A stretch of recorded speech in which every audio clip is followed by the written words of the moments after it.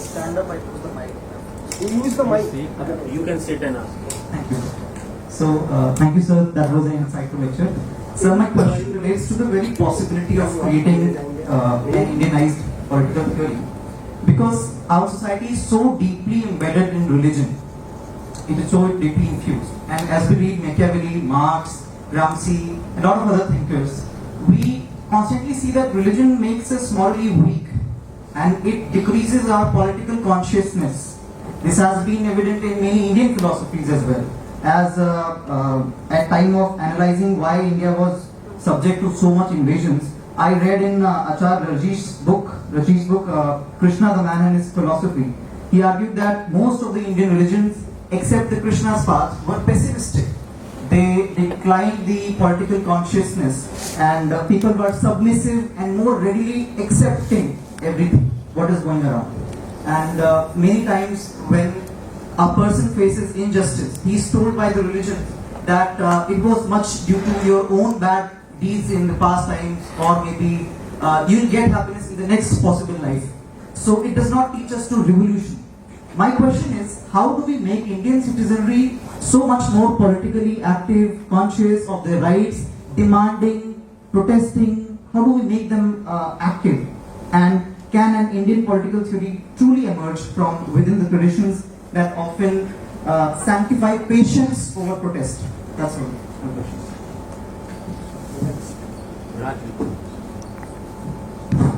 Use the mic. Sir, thank you very much for delivering such an enlightening session. But I think, sir, whole debate and the discussion regarding Indian political theory which we have now can be condensed to only two things, sir. And it's not about the Indian political theory which we are discussing now. It's a whole lot of things which can be condensed only to two things. The whole subaltern theory, the whole decolonization debate, everything comes here. And the two things which I am trying to say is the universality debate and the debate of language, sir. So the discussion was about Indian political theory. So the first part is Indian and the second part is political theory. And here political theory, in political theory you discussed, sir, we are doing intellectual atyachar, it is about jargoning and frightening everyone. These were the concerns. And in the Indianizing aspect, we were thinking on, the first thing is the medium of thinking. हम सोच किस में रहे हैं, ये होगा. तो sir यहाँ पर फिर से हम घूम फिर के उसी डिबेट में आगे फंस जाएंगे कि इंडिया में हम फिर सोचेंगे किससे, कौन ऐसा वो कॉमन लैंग्वेज होगा. आप कहते थे सर कि एक इंसान को एक एक्स्ट्रा लैंग्वेज एटलीस्ट सीख लेना चाहिए. तो फिर वो अगर हम एक लैंग्वेज नहीं ढूंढ पाएंगे कि वो कॉमन लैंग्वेज क्या होगा, फिर वो इंडियन पॉलिटिकल थ्योरी का सर डिबेट वापस चालू हो जाएगा और वो लैंग्वेज का डिबेट पूरा स्टार्ट हो जाएगा. और इंडियनाइजिंग में लैंग्वेज के अलावा आता है सर कि वो कॉन्टेक्स्ट क्या है, व्हाट इज दैट कॉन्टेक्स्ट. तो क्राइसिस, सर आप बोल रहे थे कि क्राइसिस पे सर्वाइव होगा, क्राइसिस पे पॉलिटिकल थ्योरी आती है. और सच में अभी जो major events happens at the time of crisis, we all agree on that. तो what do you think, sir, वो क्राइसिस क्या है अभी जो international crisis is of populism in USA और बहुत जगह है, क्या आप वो भी इंडिया में फील कर रहे हैं? और बाकी जो क्राइसिस आपने बताई सर, इंस्टीट्यूशनल डिके, ये सारी बातें हमने देखी. आपको क्या लगता है सर, वो क्राइसिस को हम, क्या ये क्राइसिस इतना बड़ा है कि वो पूरा चेंज आ पाएगा अभी वो? और सर अगर हम, सर मैं जो आपकी बातें सुन रहा था उसमें एक अटेम्प्ट, आप बहुत ही क्लोज जा रहे थे, ऐसा काम डेविड ईस्टन ने भी किया सर. जब वो कर रहे थे कि डेविड ईस्टन जब कर रहे थे तो उन्होंने भी सर पॉलिटिक्स के लैंग्वेज को बहुत आसान करने की कोशिश की. मतलब भले ही वो साइंटिफिक अप्रोच में चला गया, लेकिन बहुत आसान करने की कोशिश की कि politics is nothing but authoritative allocation of values. क्योंकि पॉलिटिक्स में ये उसने ये कहा, उसने ये कहा, these were the things you are delivering sir, कि हम नाम नहीं लेना है हमें कि हेवनलेस ये बोल रहा है, वो ये बोल रहा है. पॉलिटिक्स इज बस कि जनरली लोग क्या बात कर रहे हैं पॉलिटिक्स के बारे में, ये पॉलिसी चाहिए तो इसके लिए हमारे डिमांड है और ये ऐसे आएगा इस पे. तो वो जो पूरा इनपुट आउटपुट मॉडल देता है, तो politics is about allocation of values through that input output model. तो उसने भी जनरलाइज करने की कोशिश की थी सर, पर हुआ क्या, वो थ्योरी यूज ही नहीं हो पाया सर. आज भी हम जो पॉलिटिकल थ्योरी है उसको एक स्टैंडर्ड थ्योरी के बिना यूज नहीं कर सकते sir. So I want to argue here कि थ्योरी का अभी सर आप यूनिवर्सलाइजिंग जो नोशंस है आपको लेके चलना चाहिए और बहुत ज्यादा अगर हम उसको कंटेक्चुअलाइज कर देते हैं तो थोड़ी दिक्कत ही होगी। मतलब कितना भी हम पॉलिटिकल सिस्टम उनका पढ़ लिया फिर एनालाइज कर दे, लेकिन स्टेट का कंसेप्ट हो गया या फिर कुछ भी ऐसे कंसेप्ट हो गए, थोड़ा लेके चलना ही पड़ेगा। और इंडियनाइजिंग से हम कैसे करेंगे, कॉन्टेक्स्ट एंड लैंग्वेज से। These were the two questions of mine, if you can. Third question. तो एक एक क्वेश्चन में 5-5 क्वेश्चन है। One more thing, I would like to request everyone to keep the question very crisp, not to explain the whole. You can more use. than one person each here. ये ठीक है, चल रहा है। So I wanted to ask you, like, do we need, like, is the current political system good at understanding the needs and wants of the polity?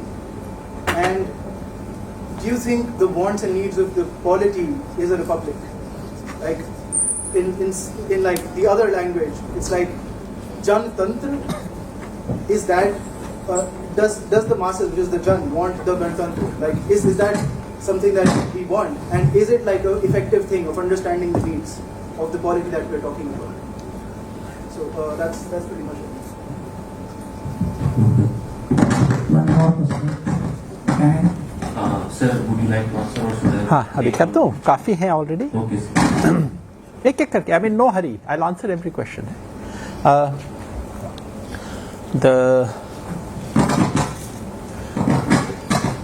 The idea that we cannot have an Indian political theory because we have dominance of religion, which decreases our political consciousness, because religion and tradition teach us to patience rather than protest, and that is why we do not have revolution, is itself a statement of political theory. You have already made a theoretical statement about Indian politics. I personally do not agree with it at all, but you have yourself proven already that political theory is possible, because this is a theory of Indian politics, that in India revolution does not take place because people are steeped in traditions, because religions are so retrograde and backward looking, and religions teach you not to rebel. This is the theory of Indian politics. The values that will be. So because I was only saying, at the moment I'll not get into the thing of whether I agree with this proposition or not. I will simply state that I radically disagree with everything in this statement. I think this way of understanding of India is precisely, to my mind, the reason why we have ended up in this political incapacity. So much of the political helplessness and incapacity of the Indian left and the Indian liberals is self-inflicted, because they have created a theory around themselves which has made them even more helpless than they are. And to my mind, this statement is an example of that. But at the moment, I'm just limiting myself to your argument that is why there is no possibility of Indian political theory. Political theory, in order to be good and powerful, need not be about something good that's happening. Gramsci's theory of hegemony is not about something very nice. It's about something terrible. Gramsci basically tells you that ruling class rules because actually poor people, people who are oppressed, actually share the cultural values with that ruling class.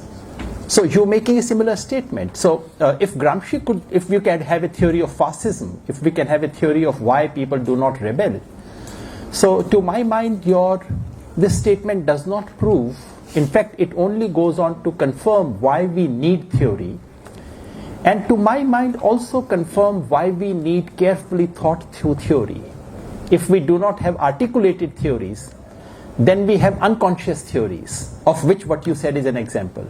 And therefore I would like us to theorize so that अगली बार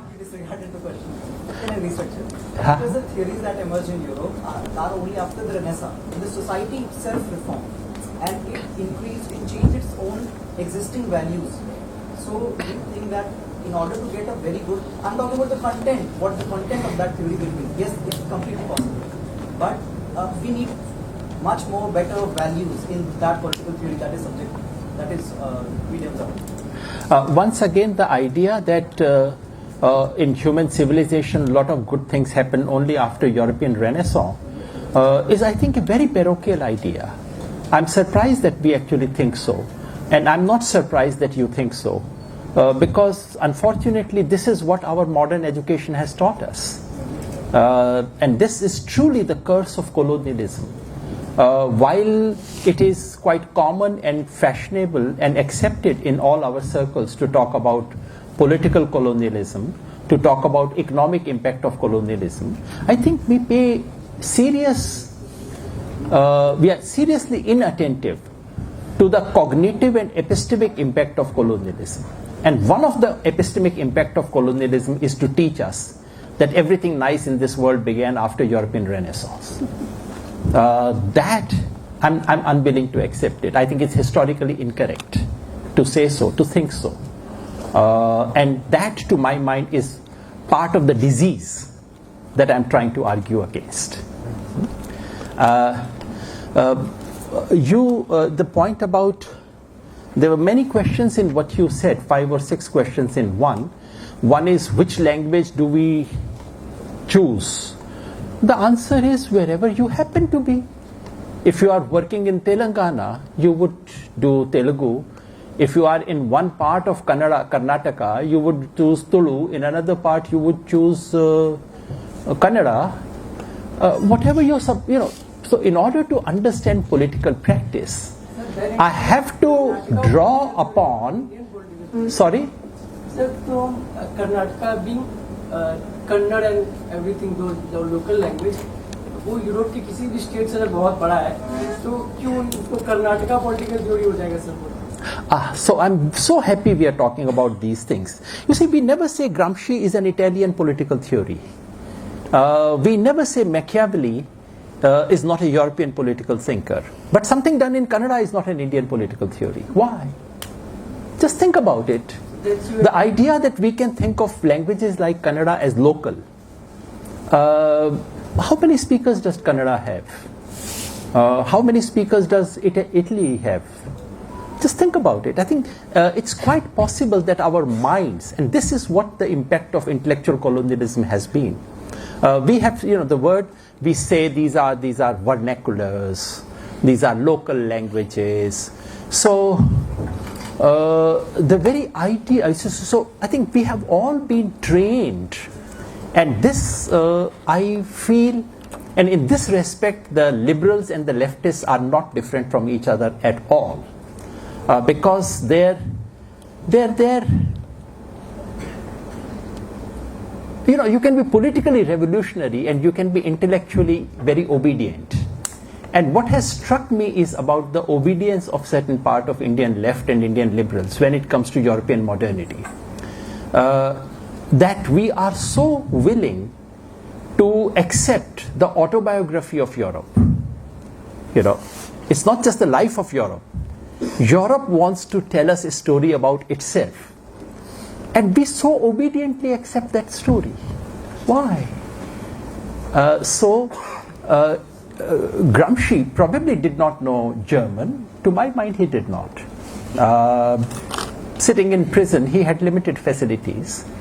His reflections on what happened there could enlighten, had that that had power, which can enable you and I to understand parts of Indian politics today. Please remember that great book on democratic theory, which is called Preface to Democratic Theory, written by Robert Dahl. Do you remember what is that book about? That book is about a small town of America called New Havens, which is where University of Yale happens to be situated. They can create a global theory of that tiny town. मतलब मेरे रेवाड़ी से भी छोटा है वो.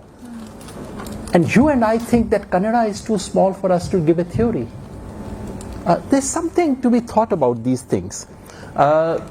You compared it to David Easton. I could not understand, because unlike you, I come from that generation where David Easton was actually studied very seriously. You people may have now forgotten all that stuff. हमें पढ़ाते थे ना उस जमाने में. But I could not understand that parallel at all because. You were saying that where we are, where we want to go as a country. So everyone who does any kind of political theory tries to talk about these basics of this. I have neither in methodological terms nor in political terms ever been able to relate to anything David Easton has ever said. So I fail to connect to that. Your question is the present crisis big enough? What else are you waiting for? The country is the republic that was built on the foundations of the sacrifice of generations of people. That republic is being dismantled in front of our eyes. Which bigger crisis are we waiting for? Crisis brought by Mr. Trump in the US? I notice it, but if I'm more troubled by what Mr. Trump is doing in the US and less by what Mr. Modi is doing in India, there's something basically wrong with us. So just like emergency was a moment for those who thought about Indian politics to reflect. What we forget is that Rajni Kothari's famous book came before emergency. And after emergency, Rajni Kothari never released another edition of that book, which is a masterpiece of his. He disowned it. He disowned that book. Politics in India, still the masterpiece of Indian politics. He disowned his book after emergency. Everyone said another edition. He simply said no, किताब का कोई edition नहीं छपेगा. This is what crises do to you. This is what led Kothari to alternatives and new kind of thinking and so on. So if emergency could lead to this kind of thinking, I really think, because what is being questioned today are all the foundational values of modern India. Secularism, socialism, a certain kind of nationalism, federalism, every single value is under assault right now. So I cannot think of a bigger crisis. Is the current system good at understanding the needs? No, it's not. Clearly it is not. There is a disjunction. I do not fully know what do we mean by current system. Is the constitutional design of the Republic of India, the design that was created in 1950, is that a perfect design? No, it is not.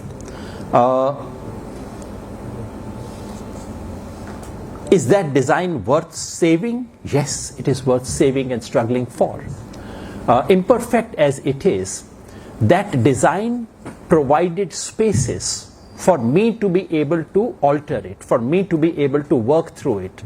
It provided spaces for me to be able to put my words in a given template.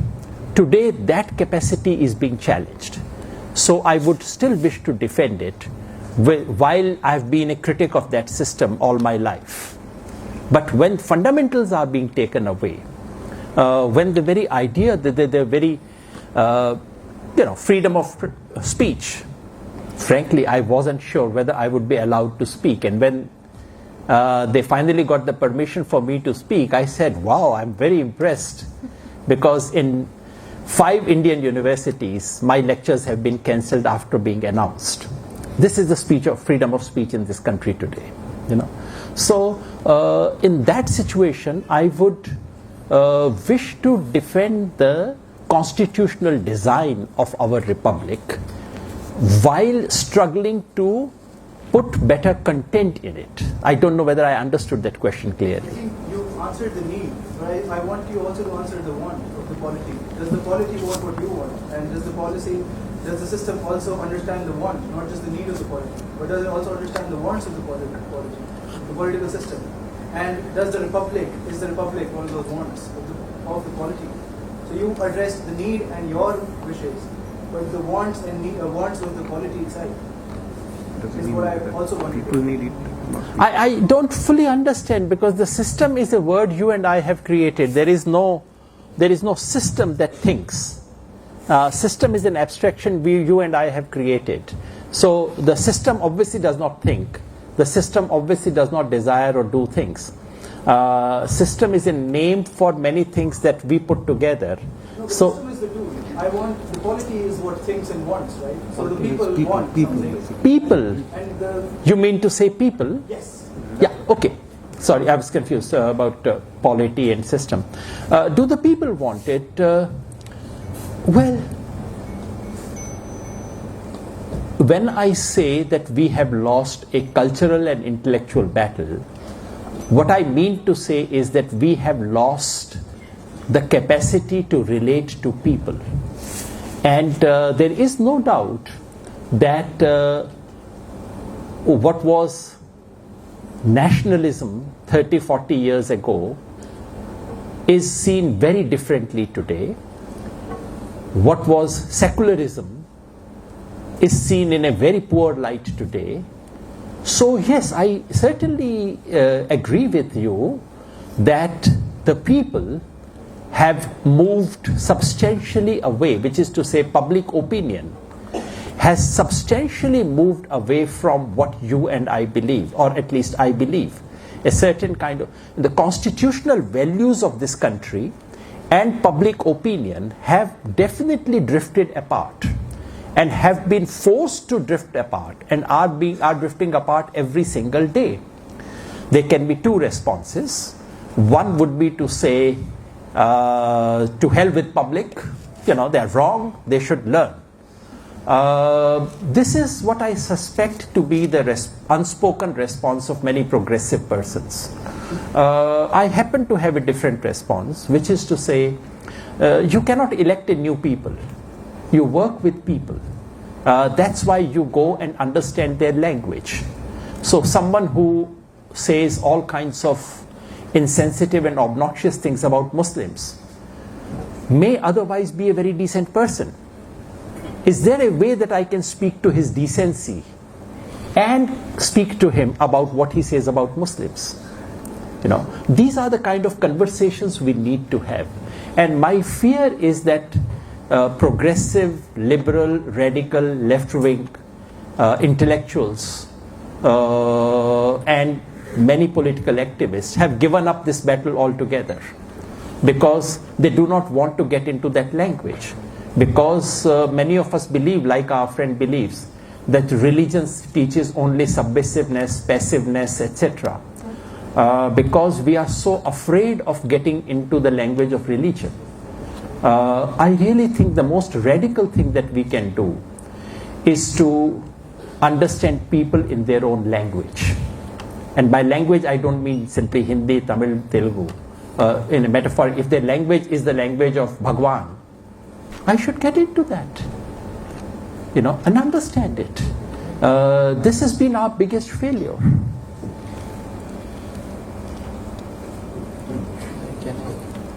So, my question is precise. As you talk about the language, I think the universal language is something that is common. And my precise question is about somewhere on caste, which is the universal voice for India as well. In theory, in Indian political theory, we are talking about the hegemons and all. And while studying about hegemons, we are advocating like hegemon power. We are talking about the Vishwaguru. And despite the GDP growth, drastic GDP growth, despite of being in the poverty and two populations in India, and I belong to Bihar, I delved into the casteism very depth, that how casteism is in the local level, but somehow we forget to deal in the universal level. Like in India, we forget about the casteism. We deal it like we deal the Western things in India. So in Indian political theory, we don't talk about casteism, which is the major problem. I think Gandhiji after partition in Prarthana Sabha had said that undoubted that his non-violence, about the non-violence, that somehow he failed because of his passive resistance and difference between the passive resistance and non-violence. He doubted about his means.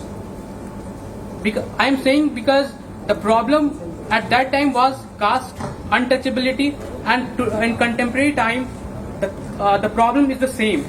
But in the meantime, after independence, we talked about Western theories and concepts, but never talked about the casteism, the problem that delved deep into the local level and universal as well.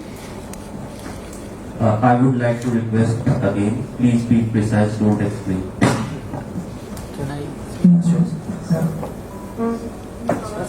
So with these lectures, we aspire to give direction to Indian political thought and for the people and for everyone.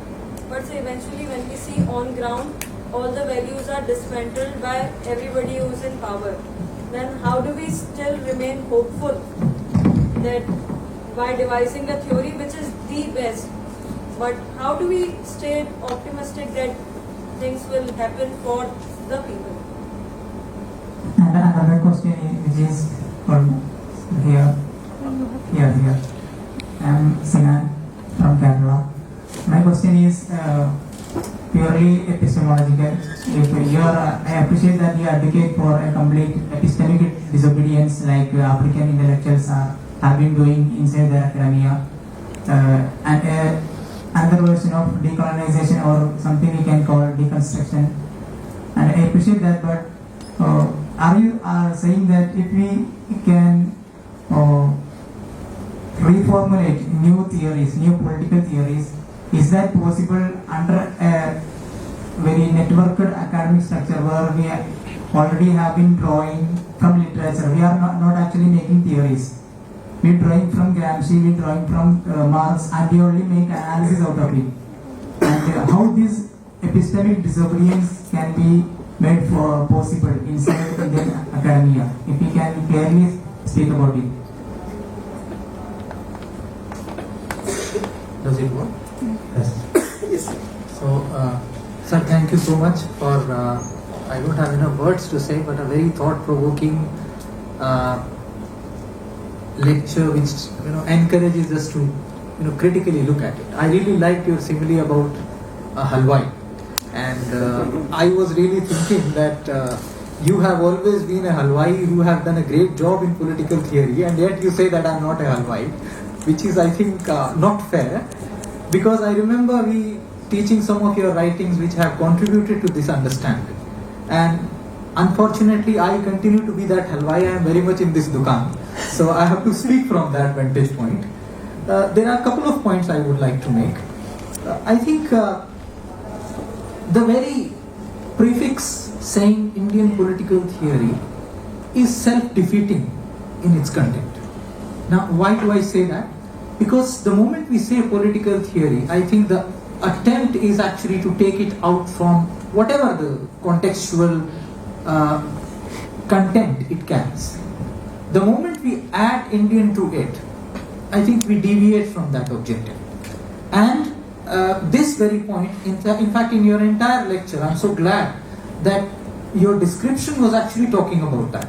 And one of the points which you rightly mentioned, the decline of political theory in India after 1960s, I think one of the reasons is, and CTS syllabi is also a very good example. If you look at 1960s syllabi, it is full of courses on comparative politics.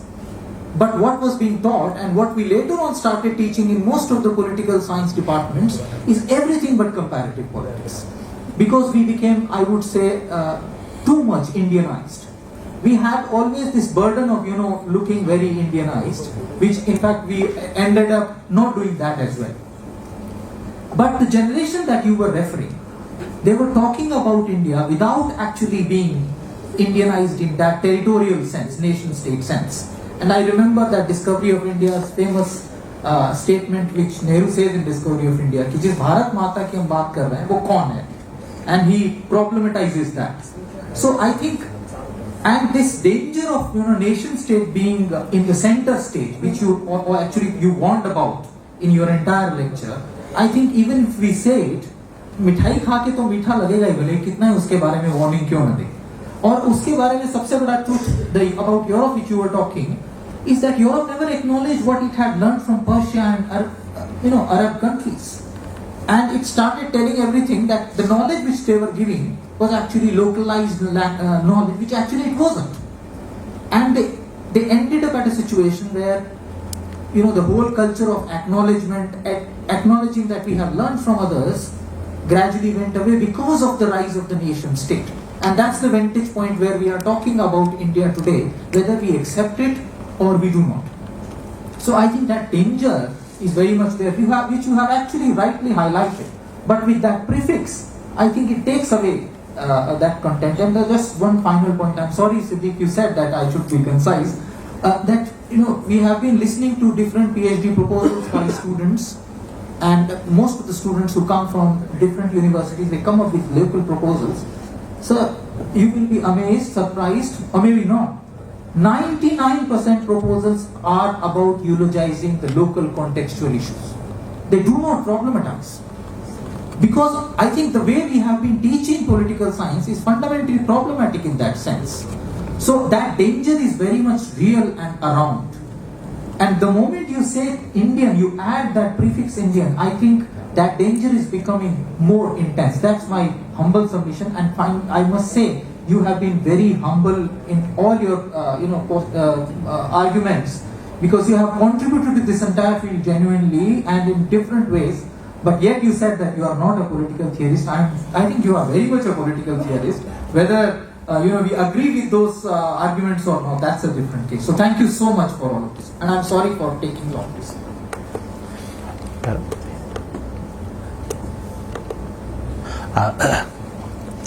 Thank you. On the question of whether Indian political theory has ignored caste, I do not entirely agree with you. If you said this about 1980s, I would have agreed with you. When I was a student at CPS in 1981, we had a course on modern Indian political thought. In that course, the documents of Communist Party of India were taught, Shripad Amrit Dange was taught, Ambedkar was not. Ambedkar did not figure on the syllabi. That is a scandal. Talking about caste was a taboo. But that's 1980s.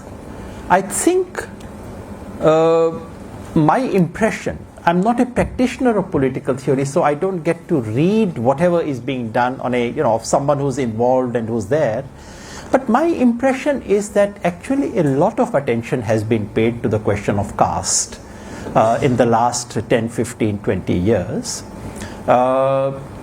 In fact, I sometimes feel that the attention paid to the question of caste suffers from two problems. Number one, in the 1980s, there was so much of class that you had to struggle to say, "Bhaiya, caste bhi hai, dekh lo jara usko." And today, sometimes it's exactly the opposite. You have to really convince. I mean, I actually have one of my naughty proposals is to write an article, a plea to my Marxist friends to take class more seriously. So I really think the Indian left needs to be convinced that class is a serious phenomenon. Today, this pendulum has swung exactly the other way around. That's what I feel. And the other problem is that very often we have started looking at the caste question through the prism of race, because race theories are so dominant that once again they are beginning to tell us how to look at caste. That's my impression, but as I said, I'm not that sort of there. The two questions about whether political theory is possible, because you said on ground everything is being dismantled. It is absolutely true. I completely agree with you that the situation is quite dreadful. But political theory need not be about nice things. The best of political theory is actually produced at times when the situation out there is terrible. Because political theory need not tell you the world is so good. The political theory is there to tell you why the world is in the sorry state that it is, among the many things that political theory can do. So whether it's good or bad, that doesn't matter. Whether the situation is hopeful or hopeless doesn't matter. The job of political theory is to make sense of why you are where you are. So in that sense, some of the worst times have produced some of the best theories. So it's a great opportunity in, what is the current word for that? There is an opportunity in crisis. No? There is. Aapda mein avsar. So there is Aapda mein avsar available to all of you. On a similar question of whether it is possible to reformulate political theory, given the academic networks in which it works and given the structure of academic thinking that takes place, yes, all these things are responsible for making political theory what it is, and not just political theory. To be fair, this is what has influenced much of our academia, not just in political science, sociology. Everything has been very deeply influenced. The two Indian disciplines which saved it were history and social anthropology. And the reason why they were saved, I keep thinking about it, why is it that social anthropology and history in India have done better than political science? While this country is deeply political, if someone had done a Rawlsian experiment and a thought experiment and asked you, if you knew everything about India, the only thing you did not know was about the state of disciplines in social science, what would you imagine? Then someone would say, okay, tell me which discipline will flourish in India and which discipline will not. My guess is you would have said political science will flourish in India because every street corner, pawn shop, everywhere, politics is what you discuss all the time. And my impression would have been history will never take off in this country because we are not historically minded people. We go to Taj Mahal and say, I love you, wo sab kar dete hain. So we have no this thing for any of these historical things. But in reality, it's actually the other way around. History as a discipline flourished. Political science, to my mind, did not. What is the reason? I can think of just one reason, which is that in history, they made it mandatory for you to visit archives. You could not become a historian by giving your reflections about Indian past. You had to go and sit in the archive of 17th century and understand and learn your Persian or learn your Pali or what. There was a certain rigor was imparted, and all your reflections were tied down to that work. In social anthropology, they force you to go to a village. गांव में जाओ 2 साल रहो फिर वापस आओ. In disciplines like political science, and I suspect that's also true of sociology, there were no such constraints. If you spoke good English, that's all you needed to do. You could go a long way just with English. And this is very unfair comment, very unkind, probably not unfair, but very unkind. But that's what I feel, that this is what happened. So, yes, I understand why it is what it is. Can it be broken? Yes, the beauty about intellectual things is this. Can democracy of India be restored? That's a big job. This is about moving millions, crores of people. Can the shape of political theory be changed? It just takes 5 people. Honestly. How many scholars were involved in Subaltern Studies project? Initially 7 or 8. They changed the way history as a discipline was studied in India and then abroad. It just takes 5 or 10 good minds, committed, in conversation with each other, respecting each other's work, but expressing disagreements. 10 people of your generation can change the state of political theory in this country, no matter what larger structures there are. So, because this is the beauty of small numbers, that's why I'm hopeful. Thanks for those very kind words.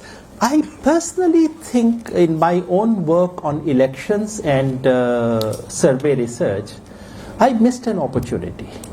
I had an opportunity, I had a platform I seriously underutilized it. If I were to reflect on my own work, I would not have such kind assessment that you have. So I'm doubly grateful that your assessment is kinder than my own. But I think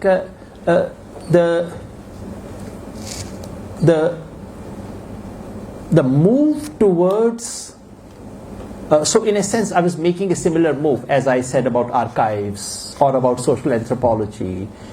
In understanding of politics, you should be tied to something. Someone should go say to you, go and learn Pali, read these 10 granth and then come back to me. Usse pehle baat mat karo. Or go and spend 1 year in Araria. Go to village to village to village till you can almost pass off as a local. Don't come back to me. If we did that, political science would flourish as a discipline. This is so I was trying to do, which is, survey research is something similar. Go and look at tables, go and do regressions, which is, in other words, just don't do thoughting. Me and my thoughts about the universe. That's not political science. Go and relate to external reality. Do that. So I was trying to do that. I'm happy that I did that. I'm sad that I did not make better use of that opportunity. On the specific things of, in one sense I agree and in another sense I disagree with you. I agree that Indian suffix is unnecessary. Ideally, I would see a universe in which I go to Brazil and I speak to someone, what do you do? And she will say, I do political theory. And its meaning would be that she studies Brazil, that she makes sense of Brazilian society. And I would say, I'm political theorist, and both of us would understand that when I say I'm a political theorist and when she says, I know that she knows Portuguese, I know she's involved in some area, she makes sense, and I'm maybe coming from Haryana, from Bhojpur or wherever, and we speak. So I do look at that world in which this suffix will become unnecessary. But given the world that we live in, where the word political theory always carries that unwritten suffix, Western, what passes for political theory is nothing but Western political theory. In that world, for a few decades, allow me that suffix. After that, I'll drop it. Or they will drop it. Hum to kahan rahenge tab tak? But they will probably drop that suffix by then. That there is too much of, the second thing is probably a little misunderstanding, which is nation state. When I say India, do I mean Indian nation state? No, I don't. In fact, that's why I said there are 4 layers. When I say Indian experience, there are 4 layers of that experience. One which is universal, the other is something that I shared with 10 other countries. Third is which is of Indian nation state or maybe of Indian subcontinent. And fourth is that of a sub-national unit. All 4 operate all the time. And when I am looking at one reality, I'm sitting in Meerut and trying to understand one reality, it will have component of all these 4. So I certainly do not want, when I say Indian, it is not limited to Indian nation state. And thanks for giving me this opportunity to clarify. Because trying to restrict political theory to the formal boundaries of nation state would be catastrophic. Finally, your point about too much of contextualism, too much of localism. I think we may have a disagreement on that. I understand what you mean. When we get research proposals, or when I used to be in the university system and look at research proposals,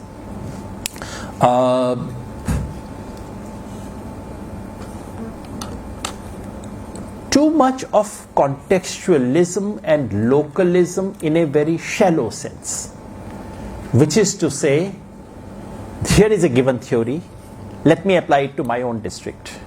The interesting thing about most Indian research proposals in the universities is that there is no research question at all. There is a 400-page thesis and there is no question behind that because we are not taught to ask questions. But I'm speaking only of those who have a question. I'm speaking of political theory right now. In political theory, my impression, I could be wrong, and that's why I repeatedly say I'm not a political theorist. I'm not a practicing political theorist. I'm a consumer. You could occasionally say I'm a well-informed consumer, but that's all. So I'm not a practitioner. But my impression is that when it comes to political theory, we do not suffer from too much of localism. We suffer from exactly the other disease, where even if there is reference to local, it is a very shallow reference to local. Underlying that reference to local is a theoretical grid, which is very much universal. And by universal, I mean very much provincial European. So that's my impression, and that's the disease that we are dealing with. I wish we were in that situation where we had exactly the opposite problem to deal with. But I think we are decades away from that situation right now. Thank you, sir. This will be the last round, so Thank you, sir, for the fruitful lectures. I want to. थोड़ा ऊंचा बोलेंगे? Thank you, sir. Come closer. Come closer. Thank you, sir, for fruitful lectures. I am an ancient history student. हाँ, आ गया हाँ. My question is related to ancient text. As you mentioned that in the context of the political theory, to investigate the literature of the past. So what the methodology we use for the modern value to investigate the ancient literature like Arthashastra to Kamandak Nitisar and many others. And my second question is regarding, as you mentioned, the secular socialism and many other value from Europe. But in the context of the India, Ram Rajya, used by the Orthodox, like the Karpatri Maharaj wrote a book, Ram Rajya versus Marxwad. Gandhiji also Gandhiwadi Ram Rajya, and the notion of the Ambedkarite Ram Rajya also exists. So how we generalize the concept of that Ram Rajya in these all type of idea. And one question I also one side question. I am not a political science trained scholar, but what the parameters the political science scholar used for the dominant caste in the Indian academia, especially agro-pastoral community, and now the conditions of those communities oppose that idea. So what the parameters of the Indian academia for dominant caste? These two questions. Thank you, Yogendra sir. I think so you are. the mic. हाँ हाँ ऊंचा बोल दीजिए, सुन जाएगा. इधर आ जाओ, नहीं तो आवाज आ जाएगी. हाँ हाँ बाकियों तक भी पहुंचे ना, सिर्फ मेरे तक ही नहीं. हाँ जी जी. वो ले लो भाई. Thank you for your wonderful kind of provocation. I think the here and now provocation is very kind of. Please use the mic. Okay, so I think that your here and now provocation offers indeed so many things to think about. But I was also thinking about the provocation could also lead to kind of certain kind of thought circuiting as well. So when we are talking about here and now, one could also think about how we are arriving at certain kind of frames. What are the kind of references which we are taking? For example, when we are jumping onto something called vernacular, or something called sub-nationalism, or some kind of layering, which kind of offers us insight, but it does not. It also ties us down to a certain kind of, again, a quagmire of sort, in which it is not very easy to emerge from. So I feel that there one needs to be careful how we are arriving at the frame of reference. Another point was about the 1960s. So I was thinking about something like social movement, the ways in which the larger politics and academics around social movement is developed over time. These are the times in which all the political movement, environmental movement, civil liberties movement have emerged. So how seriously does political theory, it has taken social movement in terms of framing of political theory? Because we see that it is seen as something very non-serious, or the frames of reference will become suddenly different. So now we need to go back to some text or some folk or some other thing. So already we have a canon. So how we choose canon, again, it could be that part of the problem. So thank you. This will be the last question of the session. Hello, sir. We Sir, are running short of time. are we going to the ethnic nationalism to the civic nationalism? From the ethnic nationalism to the civic nationalism? Or how can the society be connected to the constitutional measures? Sorry, what's the second one? Second one is, how is the basic society that is politically illiterate can be abided by the constitutional measures? Because they are following their local norms and there is nothing wrong with their our constitution. Thank you.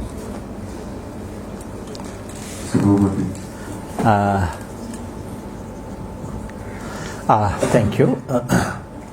I'm no scholar of ancient text, and the question should be addressed to Professor Thakur. I'll just give you one example that I'm constantly thinking about these days. We have a notion of Ganatantra, and we have many Ganatantra in ancient India.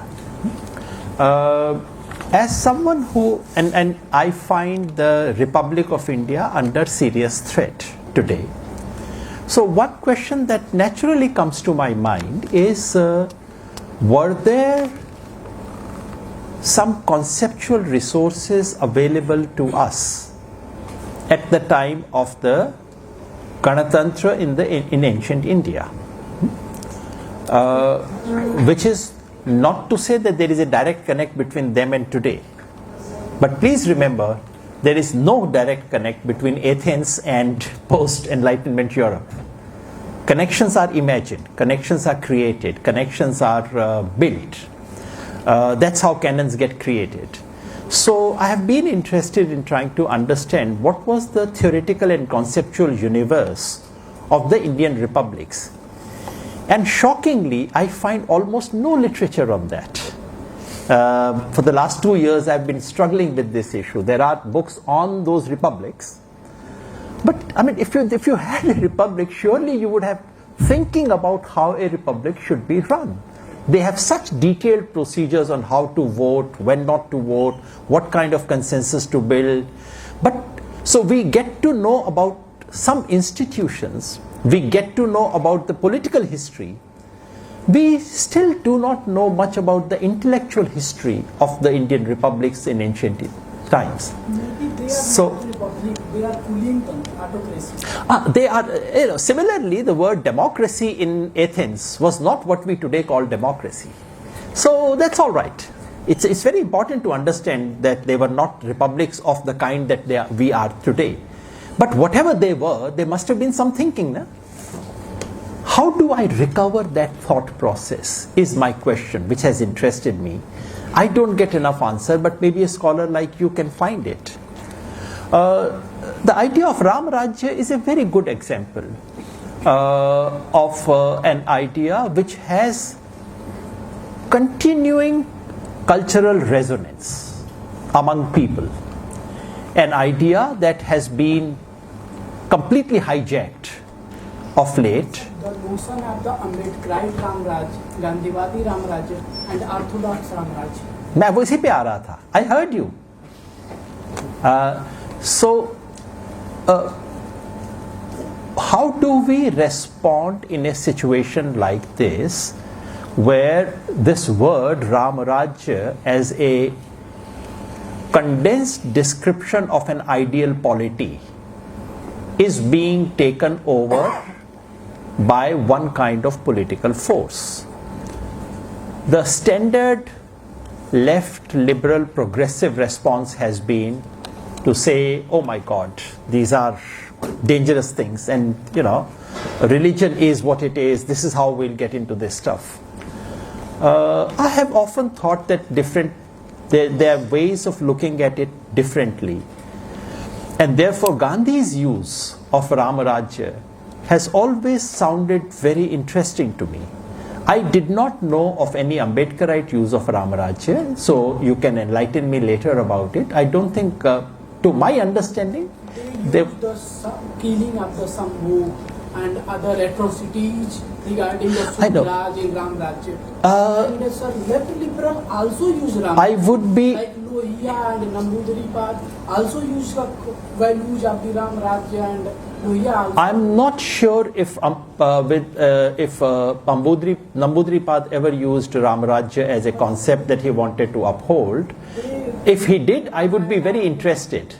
If he did, I would be very interested in reading Nambudiri Pad, because to my mind that's a very exciting thing to do. Because while in Europe, while in Europe, the socialist tradition could build on the cultural heritage of Christianity, while in Latin America, the left could build on religion.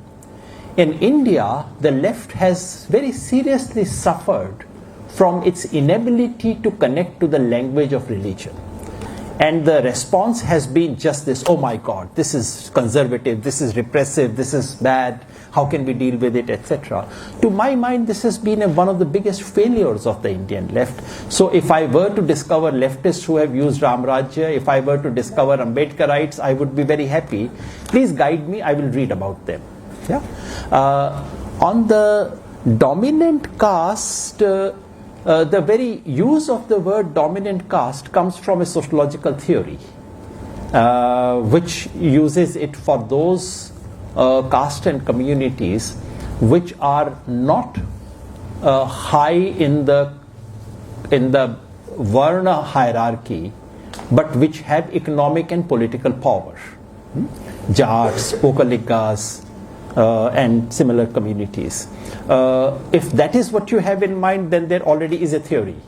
But if what you have in mind are agro-pastoral communities, which are very, very different, and most of them are not dominant caste, those agro-pastoral communities and their self-understanding is something which we really need to pay attention to.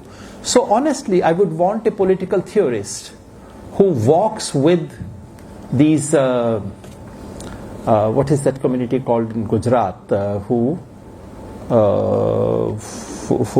not Patidars. The one who shepherds, is sort of who walk with cattle for thousands of kilometers. So for me, a political theorist is someone who walks with them for 1,000 kilometers and tries to understand their notion of desha, of boundary, of time, and such like. That would be the kind of political theory I would wish to see, but I don't get to see. I'm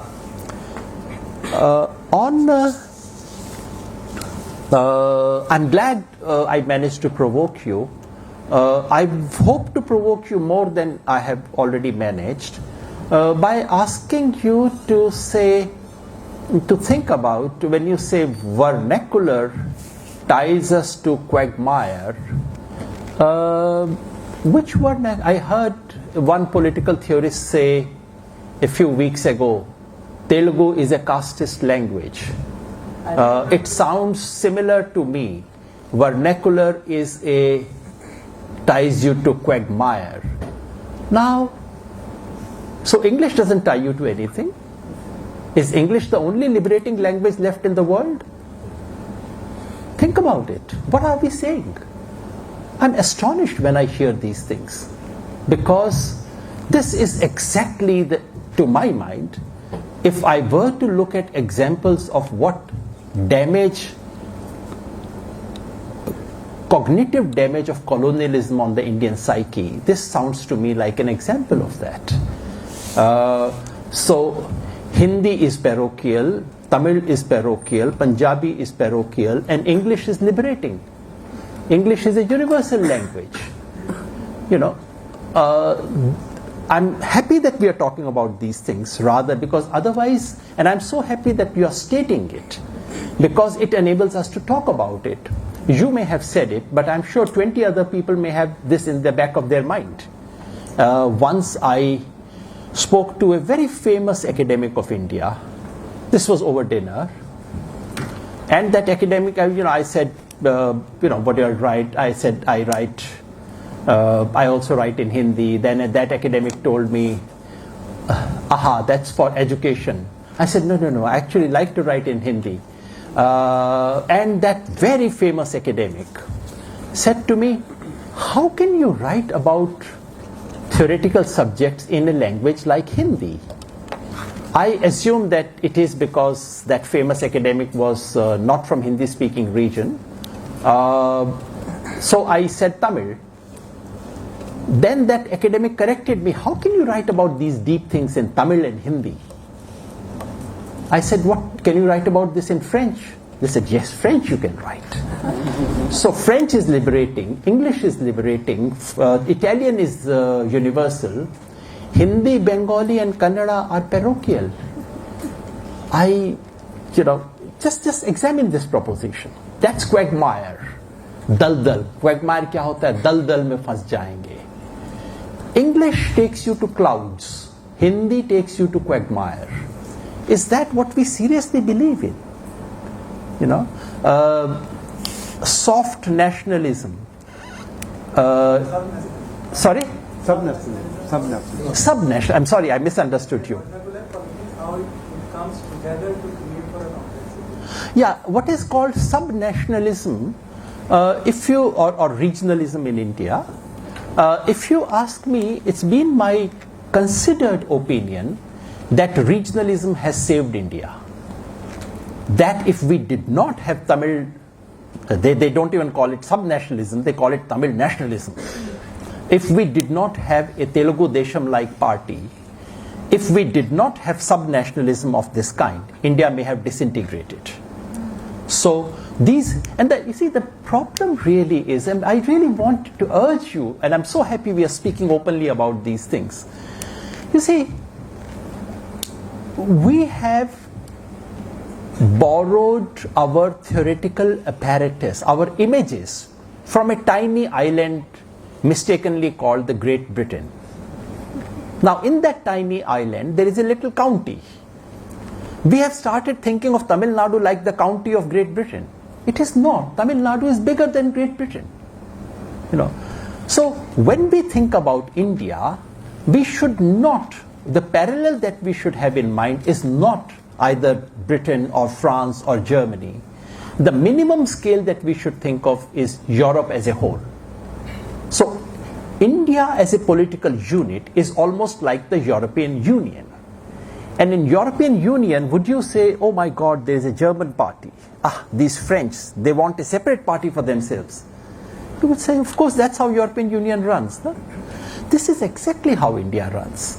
And the idea that there is something defective, the idea that there is there is a malady, there is a problem in subnationalism, is an idea that we have borrowed completely from a different cultural context.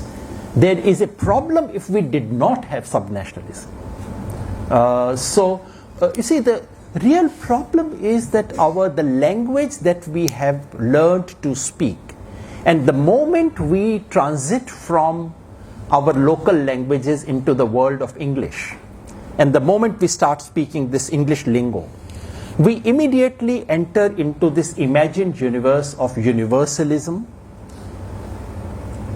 Anything local is parochial, anything large is universal. We enter into that universe where so many assumptions are made.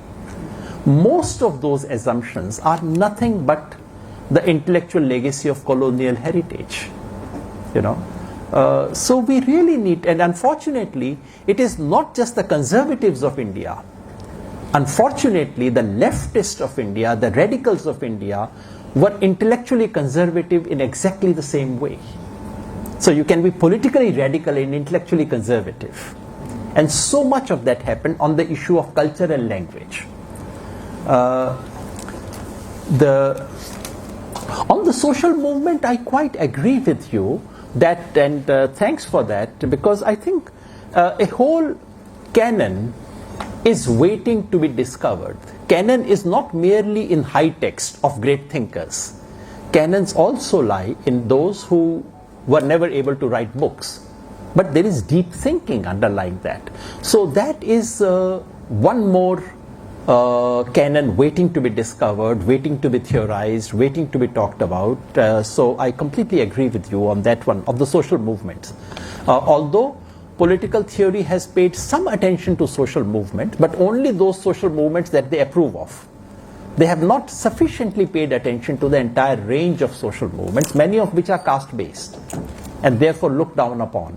But these are very powerful movements with deep thoughts. From ethnic nationalism to civic nationalism, Are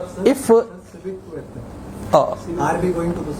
are we going from civic to ethnic? It is to say, in India, are we going so, or am I recommending that? No, in India. In India. Yes, these two words I would probably not use in that sense, but I agree with the basic thing.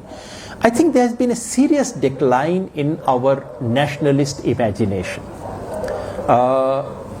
Our nationalism, which was a very positive, not just civic nationalism. I mean, I think the anti-colonial nationalism has a different quality to it. We have inherited a very positive strand of nationalism. My nationalism never taught me to hate China or Pakistan. Just look at India in the first half of the 20th century. There was no Pakistan then, but there was China. Did my nationalism ever teach me to hate China? No. My nationalism gave me the strength that one of the first things the government of India did was to actually plead for China's place in the UN. My nationalism brought me closer to Latin America. My nationalism took me to Bandung, whose 70 years we are celebrating today, actually. So, Indian national, you see, the whole problem is that we have vicariously taken on the guilt of European nationalism. German nationalism. So in a sense, unfortunately, our legacy is that of very positive, vibrant, outward-looking nationalism. European nationalism is the name for a very narrow creed, racist, narrow, and so on. Ideally, these should have two different names. The word nationalism should not be used for both of them. If we do that, then our problem will be solved. The problem is we have started feeling guilty about being nationalists the way Germans feels guilty about Hitler's legacy. Why should we do that?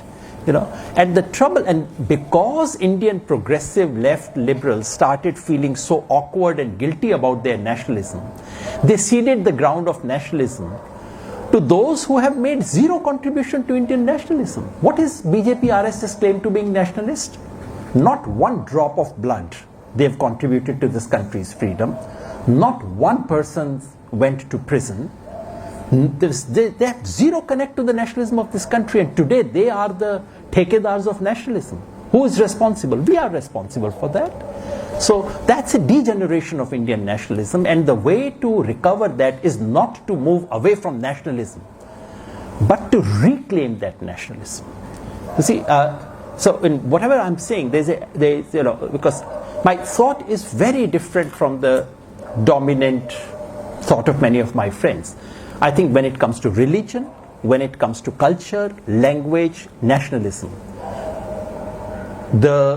our previous response of moving away from these things because they are parochial, quagmire, narrow creeds, was completely mistaken. I think the way forward is to go into this, like Latin American liberation theology did. They got inside that. We have to get inside that. And our cultural politics has been all wrong. And no wonder we have ended up in a situation where the people, and that connects to the last question, how do we bring people back to constitutional values? By taking their culture seriously. The problem is that while we have, we are for the people, all of us are Democrats. We love people as long as they don't have a mind of their own. So when they have a mind of their own, we have problems with people. I think the point is to take their ideas seriously. Someone who believes that, someone told me some 30 years ago when Babri Masjids were demolished, I was very depressed that day, almost to the point of crying. And I was discussing it in my locality where I used to live. And these are people who were class 4 employees and Tangawala and so on. One of them said to me, Professor Saab, I was professor in the university those days, so Professor Saab, Ram ji ka mandir yahan nahi banega to England mein banega kya? I could quarrel with him, I wanted to punch him, I wanted to say, I was teaching constitution, Supreme Court, this, that and the other. But I thought hard about it. What exactly was he saying? So, and do I have a vocabulary to speak to him? Currently we do not have a language to speak to them. He's not a nasty person. He's a kind and caring person. I do not have a language to speak to him to say कि राम जी का मंदिर बनाने के लिए किसी का मस्जिद ढाने की जरूरत नहीं है. How do I speak to him about this? So that to me, in a sense, is the challenge that we have. So the left, liberal, progressive, modern Indians have only two choices. Either to elect a new people or to embrace the people we have. I think we should do the latter. Thank you.